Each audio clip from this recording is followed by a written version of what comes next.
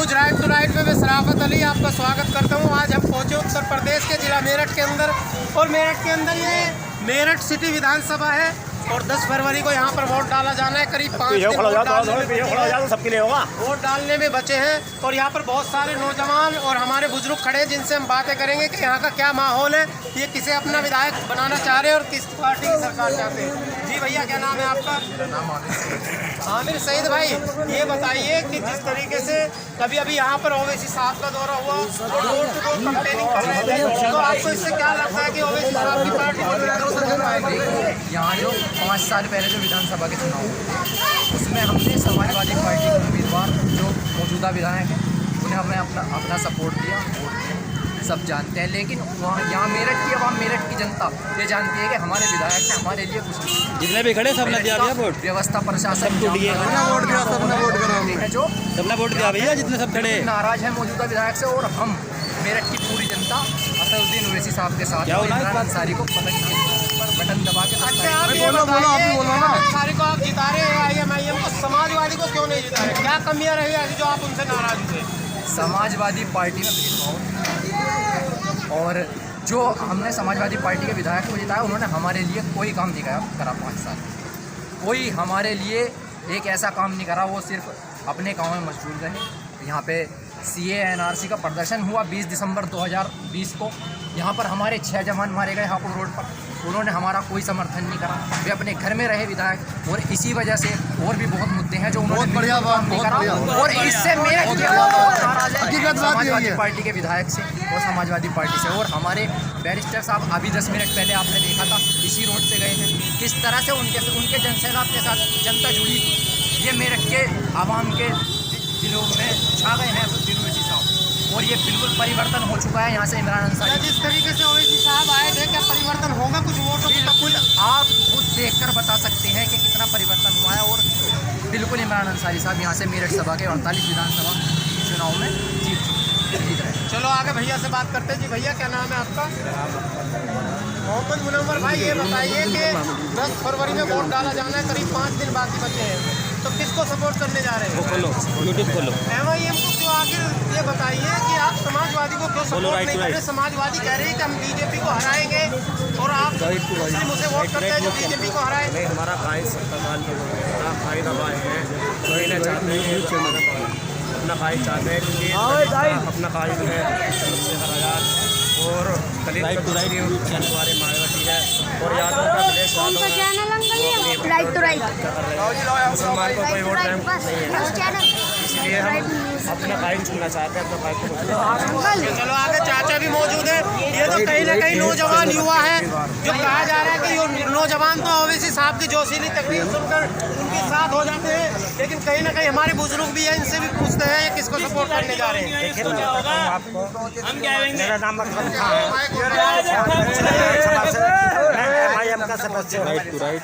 मैंने देखा है जब से होश संभाला है, हमारे बड़े दादा परदादा सब इन पार्टियों को जो हम पे राज कर रही है इनको वोट देते आए हैं, और आज तक हमारी कोई नहीं है। Right to write news channel हुआ है, हमारी कोई नहीं सुनवाई है, और हमें राइट टू राइट हम लोग समझ गए हैं, और हमारी आँख खोलने का काम मानने हमारे माननीय ओवैसी साहब जो हैं उन्होंने किया है, और इंशाअल्लाह आपकी बात खत्म उड़ेगी इंशाअल्लाह।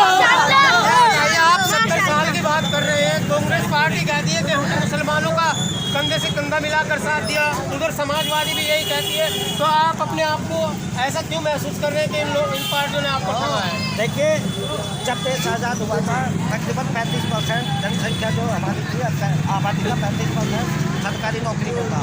आज ये हालत हो गया है 1% केवल नौकरी पे है। इन सब लोगों ने हमें वोट तो दिया, लेकिन कभी कुछ नहीं दिया। हमें हमेशा पल्लेदारी हमसे कराई, दलील बिछवाई, और अब हम कोई भी दलील बिछाने का काम नहीं करेंगे। अपनी पार्टी को वोट देंगे। अच्छा, अपनी पार्टी को वोट देंगे। क्या तुम्हारी पार्टी, तुम्हारी जो ओवैसी साहब बार बार अपने भाषणों में कहते हैं कि हम मुसलमानों को हिस्सेदारी दिलाकर रहेंगे, हम 20% मुसलमानों को सरकार की नौकरियों में, एजुकेशन में, सब चीज़ में उनकी हिस्सेदारी दिला देंगे, तो क्या दिला पाएंगे? वो इस साल दिलाएंगे जब हमारा चुन के आएंगे और हमारे MLA जीतेंगे, तो हमारी बात होगी, तो हमें वोट भी मिलेगी, हमें नौकरी भी मिलेगी और सपोर्ट भी मिलेगी, हर तरह से हमारी मदद होगी। अच्छा ये बताइए कि क्या मुद्दे हैं आपके चुनाव में आप कूद चुके हैं, 5 दिन बचे हैं, जो आपको जनता वोट दे, क्या मुद्दे लेकर आप देखिए हमारे मेन मुद्दे हैं विकास का और शिक्षित का। हमारे जो कौम है जिसमें पढ़े लिखे लोग नहीं हैं, इन्होंने हमेशा हमें बैकवर्ड बना के रखा है। और हद तो ये हो गई जो दलित समाज है उससे भी हम खतरे की स्थिति में हैं। और आज इंशाल्लाह मुसलमान जाग चुका है, यूपी का पूरा मुसलमान जाग चुका है और अपनी पतंग को ओवैसी साहब को वोट देगा। और इंशाल्लाह अगली बार हमारी सरकार बनेगी। चलो आगे भैया भी मौजूद है, भैया से बात करते हैं। जी भैया क्या नाम है आपका? मेरा नाम डॉक्टर साजिद अली है। डॉक्टर साजिद अली जी, ये बताइए कि अभी यहाँ पर ओवैसी साहब आए थे, मेरठ सिटी विधानसभा है ये उत्तर प्रदेश की, तो क्या माहौल आपको लगता है कुछ चेंज हो पाएगा ओवैसी साहब के आने से? इस बार पतंग ही चलेगी, इस बार एमएम जीतेगी और पतंग ही पतंग रहेगी चारों तरफ, क्योंकि ये विकास की, भाईचारे की, एकता की बात करते हैं। एकता की बात तो बीजेपी भी करती है, वो कहती है सबका साथ, सबका विकास, सबका हाँ, तो विश्वास। विकास करा है ना, विकास करा है। बेरोजगार हो गए लोग, बेरोजगार हो गए लोग। नहीं, वो तो कह रहे हैं कि बेरोजगार नहीं हुए, हमने तो निष्पक्ष नौकरियां लगवाई बिना रिश्वत के भाई साहब नौकरियां। मेरा जो वर्क था वो 100% चलता था सन 2014 से पहले। आज के टाइम में 10% बिजनेस कर रहा हूँ मैं, 10% 90% नीचे आ गया हूँ मैं। और इनकी सरकार ने ये करा है।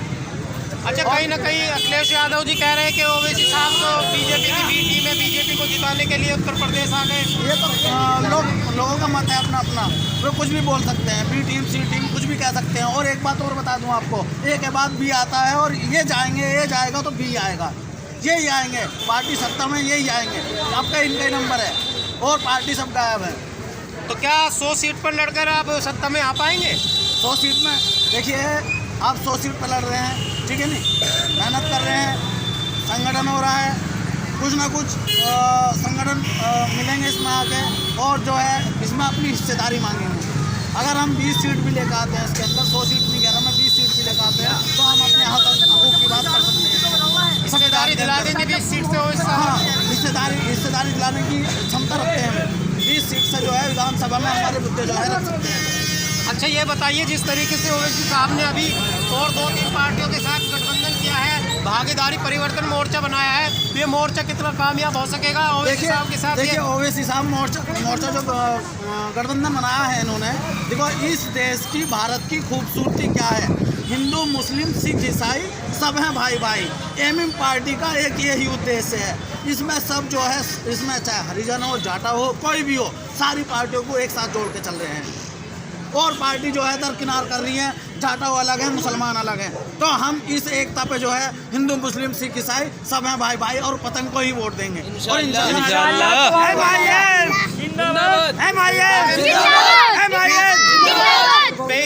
भैया भी खड़े हैं, उनसे बात करते हैं। जी क्या नाम है भैया आपका? मोहम्मद सादाब। भाई ये बताइए, आप नौजवान हैं, युवा हैं, आखिर क्या लगता है आपको कितनी उड़ पाएगी ओवैसी साहब की पतंग उत्तर प्रदेश में? हाँ जी, जब से आए हैं तो हमें बहुत खुशी हुई है मेरठ के अंदर, और इंशाल्लाह हमारी सभी वोटें उनको जाएंगी, और जितने भी भाई हैं हमारे बहुत खुश हैं। अजी फोन कर करके भी क्या क्या मुद्दे होंगे आपके? इंशाल्लाह हम कॉल कर करके भी उनको बताएंगे भाई को क्या वोट ही नहीं दे। हाँ। और दूसरी बात मैं एक शेयर करना चाहूँगा जी। अपने मुसलमानों और हिंदुओं के लिए, कि ज़मीर बेचकर नफरत जगाते रहते हैं, लहू से प्यास वो अपनी बुझाते रहते हैं, जिन्हें पसंद नहीं हिंदू मुस्लिमों का मिलन, वो जानबूझकर दंगा कराते रहते हैं। भैया बताइए, आप बहुत देर से कुछ कहना चाह रहे हैं, बार बार बोलते हैं, क्या नाम है आपका? मेरा नाम मोहम्मद सुहेल है। सुहेल भाई बताइए, किस तरीके का माहौल है, किसे सपोर्ट कर रहे हैं, किसको वोट देने जा रहे हैं? आज देंगे इमरान अंसारी को वोट देंगे, अपने ओवैसी की सीट निकालेंगे। यहाँ से देखो गोलकों से लेकर लक्ष्मीपुर तक रफीक ने क्या कर रखा है, सारी की कारा सड़कों पर गंदगी। तो ये तो आपको जाकर उनसे कहना चाहिए था कि हमारे गलियों का विकास कीजिए। अजी भाई साहब, हम गए थे एक मॉल लगवाना, उसका गार्ड मेरे से लड़ रहा, लो करा तो शुक्र मैंने इधर से आया, पश्चिम से आया तो धोमेंद्र तोमर के पास भेजा, मैंने ये पकड़, मैंने देख कहा गाँव में सबसे पहले भीख मांगना हमारे यहाँ पर विधायक साहब हमारे यहाँ आए, विधायक साहब हमारे यहाँ पे आए मीटिंग के लिए अभी इसी दौरान 4-5 दिन पहले। कहते हैं मैं सन 2012 में आया था, 2017 में आया हूँ या 2022 में आया हूँ, जब लोगों को 2020 में लॉकडाउन में खाने की जरूरत थी, तब जो है ये विधायक साहब कहाँ थे? जब नहीं आया, सही बात है, कहाँ थे ये विधायक साहब? आज 2022 में वोट मांगने इनके 5 साल में एक बार आते हैं, जब नहीं आया, एक बार आते हैं। तो आपने सवाल किया उनसे? सवाल अब मैं सवाल करता हूँ उनसे तो उनका जवाब बनता ही नहीं है। उनकी पार्टी के सदस्यों से जवाब मांगता हूँ, उनसे ये चुप हो जाते हैं। देखो मैंने हर किसी से सवाल किया, कांग्रेस हो ठीक है नहीं या सपा हो, जो भी उनका टीम का मेंबर आता है मैं यही सवाल करता हूँ। अब जब विधायक साहब खुद कह रहे हैं कि मैं 2012 में आया था, 2017 में आया था और 2022 में आया हूँ। भाई जब ज़रूरत थी जब क्यों नहीं आए? जब ज़रूरत थी जब क्यों नहीं आए? आज आपकी घर से यहाँ आए हो, लेकिन क्या है जब हमारा घर में मेहमान आता है हम उसकी जो है खातिरदारी पूरी करते हैं। हम उनकी टीम के साथ भी रहे, खातिरदारी भी करें, सब चीज़ करा उनकी टीम क्यों वो हमारे मेहमान।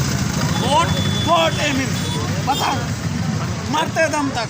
जैसे पतंग बसंत पे उड़ेगी ऐसी पतंग इसके नेता पे उड़ेगी इमरान अंसारी के पे। अच्छा, इमरान अंसारी को किस तरीके से आप जिता पाएंगे बताइए।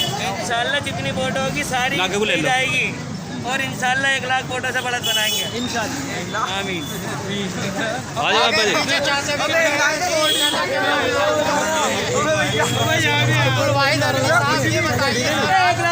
अरे बच्चों जरा चुप रहो, ये बताइए कि क्या माहौल है, किसको आप सपोर्ट करने जा रहे हैं? 10 तारीख में वोट डालने जा रहे हैं, बहुत करीब वक्त है। देखिए मैं एक बात कहनी चाहता हूँ, जब तक हमारी कौम के अंदर सियासी सहूर नहीं आएगा तब तक कामयाब नहीं होगी। और अब सियासी सहूर आ चुका है, हमारे ओवैसी साहब आ चुके हैं, तो अब हमारी कौम के अंदर भी बेदारी पैदा हो रही है।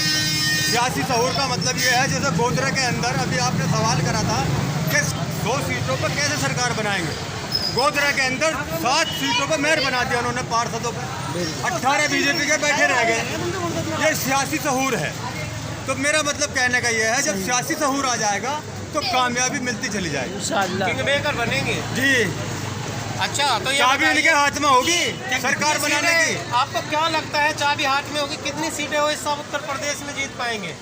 100 सीटें जीत कर आएंगे, हम तो ये कह रहे हैं इंशाल्लाह। 100 सीटों पर लड़ रहे हैं, 100 सीटें जीत कर आएंगे। इस तरीके से आप लोगों को जगा रहे हैं, घर घर जाकर प्रचार का क्या तरीका आपका है जो आपको इतना बड़ा कॉन्फिडेंस है? हम गली गली कन्वेंसिंग कर रहे हैं, गली गली जा रहे हैं, लोगों को समझा रहे हैं कि अब हमें ताबेदारी नहीं करनी, साझेदारी करनी है इंशाअल्लाह। हमें गुलामी नहीं करनी, हुकूमत करनी है, ये हम समझा रहे हैं लोगों को जाकर। तरीके का रेस्पॉन्स लोगों 70 साल हो गए हमें गुलामी करते करते, 70 साल हो गए हमें ताबेदारी करते करते, अब हम हिस्सेदारी कर लेंगे अपनी इंशाअल्लाह। उत्तर प्रदेश का रेस्पॉन्स आवाम से आपको मिल रहा है, जनता से किस हमें बहुत प्यार मिल रहा है, जनता का बहुत आशीर्वाद मिल रहा है, हमें बहुत उनकी मोहब्बत मिल रही है कि आप सही कह रहे हैं, अब हमें गुलामी नहीं करनी, अब हमें तो साझेदारी करनी है इंशाअल्लाह।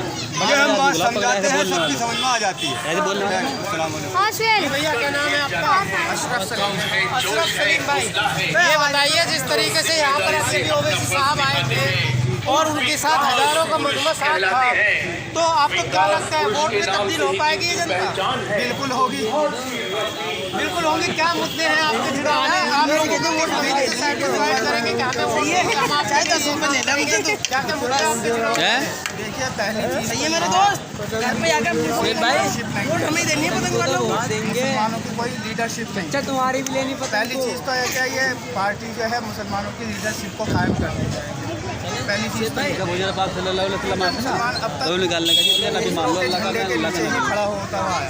वो तो कहते हैं कि समाजवादी का झंडा भी हमारा ही झंडा है, ये भी हमारी लीडरशिप ही है। बहुत सारे नेता है, जब हाँ जैसे लीडर समाजवादी में मौजूद है। अगर समाजवादी का लीडर आजम खान है तो आज जेल के अंदर क्यों सड़ रहा है, क्यों इलेक्शन में नहीं है?